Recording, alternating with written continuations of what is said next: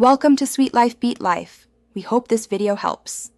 In this video, I will explain how to fix error code 0xc00000e9. This common input/output error often indicates a problem with your computer's hardware or drivers. First, ensure all external devices, like USB drives or printers, are properly connected. Sometimes, a simple restart can resolve temporary glitches, so give that a try. If you recently installed new hardware, try removing it to see if that's the source of the issue.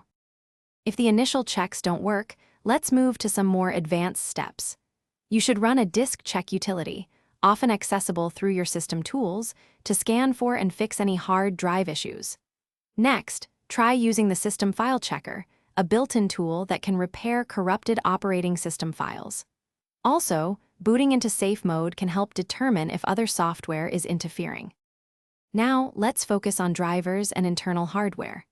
Outdated or corrupted drivers are a frequent cause of this error, so update all your device drivers, particularly for your hard drive and graphics card. If you're comfortable, open your computer case and check that all internal connections, like SATA cables, are firmly seated. Additionally, consider running a diagnostic tool for your hard drive to assess its overall health.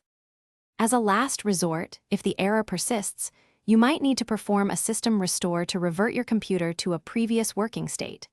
If all else fails, a clean reinstallation of your operating system could be necessary, but remember to back up your data first. To prevent future occurrences, regularly back up your important files and keep all your device drivers updated.